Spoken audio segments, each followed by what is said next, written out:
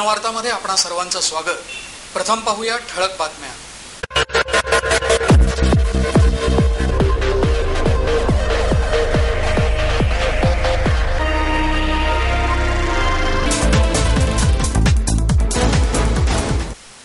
पैशासाठी मिंध न होता साहित्यिकांनी आपण साहित्यिक आहोत आणि समाजासाठी विशेष काम करत आहोत हा विश्वास बाळगावा, असं आवाहन ज्येष्ठ साहित्यिक के.र. शिरवाडकर यांनी केलं।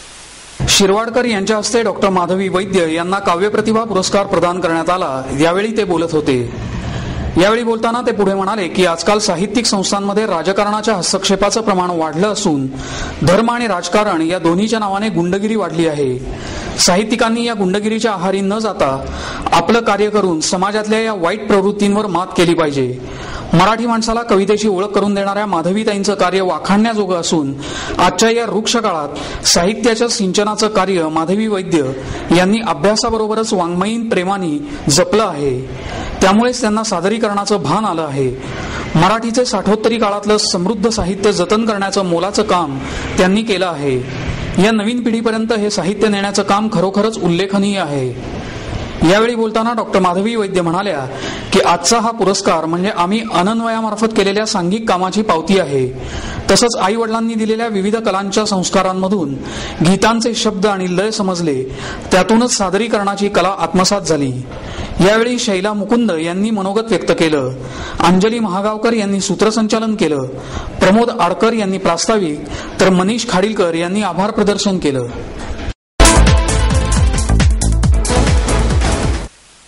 पोलीस स्मृती दिनानिमित्त पाषाण इथल्या पोलीस संशोधन केंद्रात हुतात्म्यांना श्रद्धांजली अर्पण करण्यात आली। सकाळी 8 वाजता हुतात्मा स्मृती स्थळावर पुणे विद्यापीठाचे कुलगुरू डॉक्टर रघुनाथ शेवगावकर आणि पोलीस आयुक्त मीरा बोरवणकर यांनी पुष्पचक्र वाहिलं। या प्रकरणी आयोजित शोक कवायतीत 8 तुकड्यांची रचना केली होती। याचं नेतृत्व पोलीस उपायुक्त राजेश बनसोडे, राखीव पोलीस निरीक्षक वसंत सावंत यांनी केलं। कर्तव्य बजावत असताना वीरगती प्राप्त झालेल्या 799 जवानांच्या नावांच्या यादीचा शोक कवायती दरम्यान सायबर उपायुक्त राजेंद्र ढाळे यांनी वाचन केलं।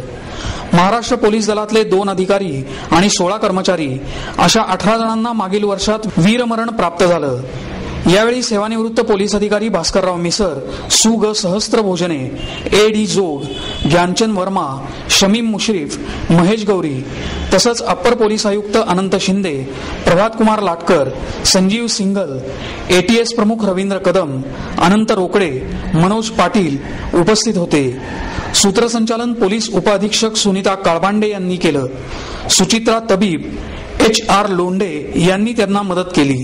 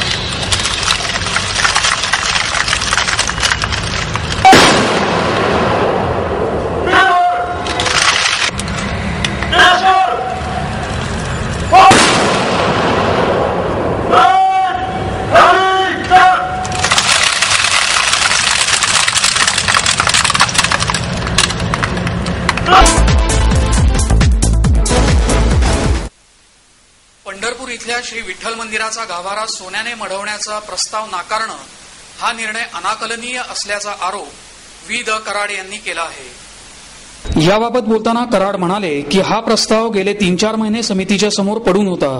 त्यावर विनाकारण उलटसुलट चर्चाही झडत होती।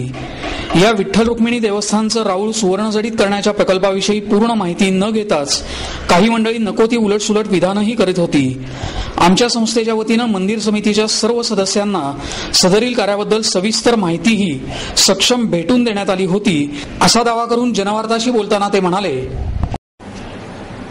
संपूर्ण पांडुरंगाचं राऊळ आणि रुक्मिणीचं राऊळ, त्यातली मखर, मेहरब, देव्हारा, दरवाजे आणि जवळजवळ संपूर्ण अंतर्भाग जो आहे हा स्वर्णदलित करण्याचा संकल्प मी स्वतः डॉक्टर विजय भटकर, प्रसिद्ध शास्त्रज्ञ आणि साखरे महाराज आणि इतर अनेक कीर्तनकार प्रवचनकारांशी चर्चा झाल्यानंतर एक निवेदन केलं गेलं आणि त्यानुसार प्रस्ताव सादर करण्यात आला या श्री विठ्ठल रुक्मिणी देवस्थान समितीच्याकडे.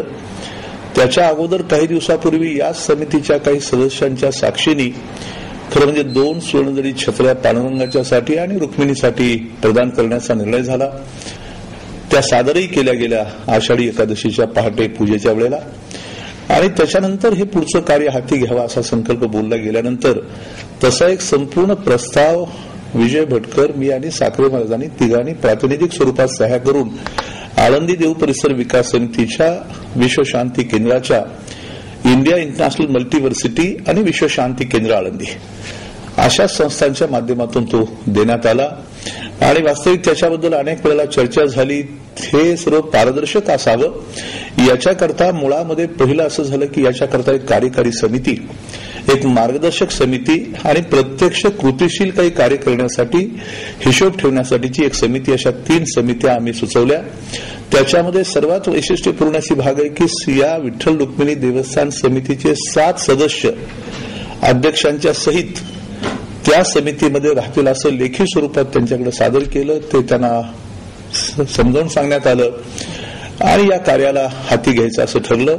खरं म्हणजे 3-4 महिने हा दिवस काही हा विषय चालू आहे आणि दुर्दैव असं की परवा जेव्हा त्यांनी असं जाहीर केलं की बाबा या प्रस्तावाला त्यांना मान्यता देता येत नाही, हे खरं म्हणजे अनाकरणीय आहे. हे करण्याच्या पलीकडचं अशा करता आहे की आजपर्यंतच्या विठ्ठल रुक्मिणी पांडुरंगाच्या समितीच्या इतिहासामध्ये की एखाद्या संस्थेने, एखाद्या कारखान्याने, एखाद्या कोणी व्यक्तीने किंवा काही इतर समूहाने जर असं काही स्वर्ण म्हणा, चांदी म्हणा किंवा इतर दान केलं तर ते नाकारल्याचा इतिहास नाही.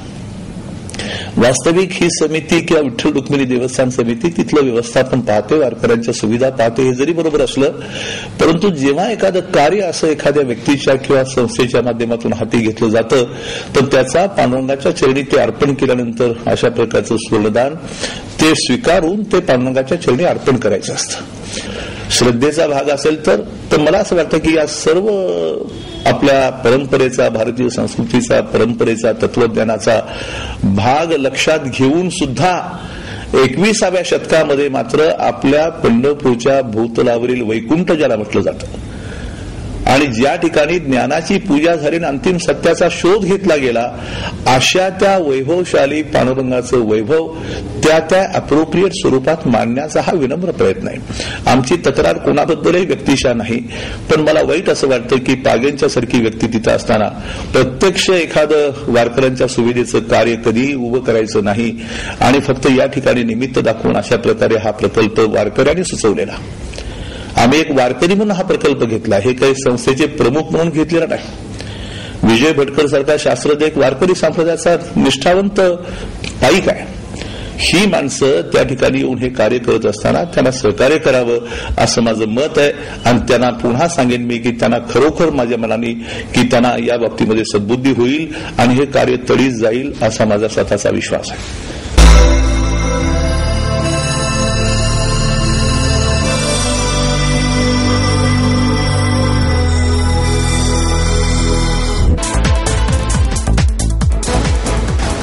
संघटनेच्या वतीनं विविध मागण्यांचं निवेदनही अप्पर जिल्हाधिकारी RK गायकवाड यांना सादर करण्यात आलं.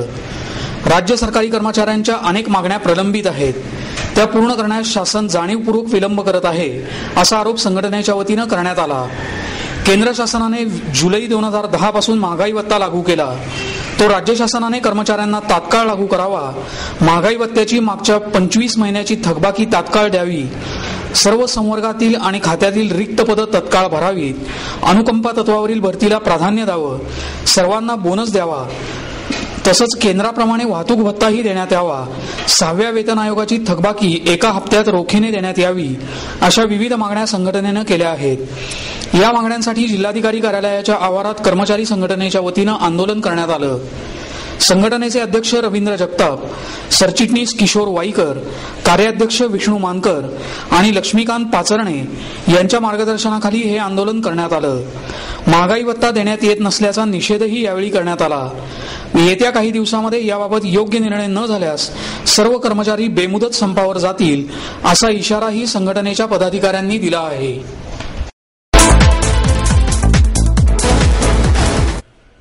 संतांचा वारसा चालवणाऱ्या कीर्तनकारांनी स्वच्छतेचा संदेश घरोघर पोचवावा अशी अपेक्षा प्राध्यापक लक्ष्मणराव ढोबळे यांनी व्यक्त केली. कीर्तनकारांच्या कार्यशाळेच्या उद्घाटन प्रसंगी ते बोलत होते. यावेळी हरिभक्तपरायण प्रकाश महाराज बोधले, दादा महाराज मनमाडकर, आळंदी ट्रस्टचे सचिव चौधरी महाराज, कैकाडी महाराज, शिवणीकर महाराज, फडकरी महाराज, आदर्श गाव योजना समितीचे अध्यक्ष पोपटराव पवार, आळंदी नगराध्यक्ष विलासराव कुराडे, पाणी पुरवठा विभागाच्या उपसचिव प्राजक्ता लवंगारे, भूजल सर्वेक्षण विकास यंत्रणेचे संचालक नागर गोजे, संवाद आणि क्षमता विकास संचालक सुधाकर शिंदे आदी मान्यवर उपस्थित होते. पाणी पुरवठा आणि स्वच्छता मंत्री प्राध्यापक ढोबळे आपल्या भाषणात पुढे म्हणाले की सर्व रोगाचं मूळ हे अस्वच्छ पाण्यात आहे.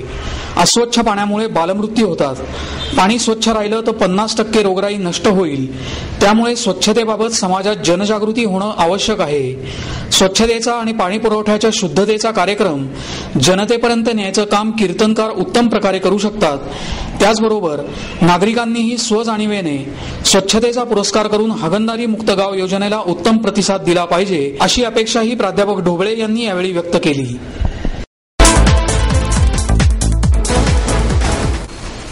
आजच्या परिस्थितीत जनतेची भूक आणि तहान भागवणं ही समस्या गंभीर आहे असं मत ज्येष्ठ पत्रकार पी साईनाथ यांनी व्यक्त केलं. परिसर या संस्थेच्या वतीनं the wages of inequality, farm crisis, food crisis and policy या विषयावर त्यांचं व्याख्यान झालं. जगातली महासत्ता म्हणून उदयाला येणाऱ्या आपल्या देशाचं चित्र पुष्कळसं विदारक आहे याची जाणीव करून देत ते म्हणाले की जगातल्या सर्वात आलिशान आणि महागडी घरं ही मुंबईत आहेत आणि त्याच शहरात राहायला घर नाही म्हणून फुटपाथवर राहणाऱ्यांची आणि झोपणाऱ्यांची संख्याही आहे. या महागड्या घरांच्या बांधणीसाठी आलेल्या खर्चातून धारावी झोपडपट्टी पुनर्वसन प्रकल्प उभा राहिला असता, परंतु हे सर्व लक्षात कोण घेतो? शासनाच्या वतीनं दरवेळेला आपला विकास दर वाढत असल्याचं जाहीर केलं जातं. प्रत्यक्षात मात्र परिस्थिती वेगळी आहे. 15 वर्षापूर्वी देशात असणारी अन्नधान्याची उपलब्धता आता कमी होत आहे. हे कशामुळे झालं याचा शोध घेतला पाहिजे. अन्नधान्याची उपलब्धता कमी झाल्यानं किमतीमध्येही 15% वाढ झाली आहे. श्रीमंत आणि गरीब यांच्यातली दरी मोठ्या प्रमाणावर वाढत चालली आहे. देशात 1997 पासून आतापर्यंत 2 लाखाहून अधिक शेतकऱ्यांनी आत्महत्या केल्या. या आत्महत्यांमध्ये 90%हून अधिक शेतकरी हे शासनाच्या चुकीच्या धोरणांचे बळी आहेत. गेल्या 25 वर्षात विदर्भ आणि तेलंगणा इथल्या शेतकऱ्यांची परिस्थिती पाहिल्यावर आपल्या त्यांच्यातील बदलाचं विदारक चित्र लक्षात येईल. विदर्भात 25 वर्षापूर्वी एखाद्या शेतकऱ्याच्या घरी गेल्यावर तिथे दूध मिळत असे. या परिस्थितीत हळूहळू बदल झाला. त्यानंतर त्यांच्याकडे चहा मिळू लागला. आता मात्र तिथे दुधाची टंचाई असल्यामुळे कोरा चहा मिळतो. सध्याच्या काळात देशात मोठा प्रश्न आहे तो पाण्याचा. पाण्याच्या वाटपावरून देशात सर्वत्र भांडणं सुरू आहेत. प्रत्येक राज्यांमध्ये हे सुरू आहे. देशातल्या करोडो मुलांना पिण्यासाठी स्वच्छ पाणी मिळत नाही. त्यामुळे अनेक प्रकारच्या आजारांनाही सामोरं जावं लागत आहे असंही त्यांनी निदर्शनास आणून दिलं.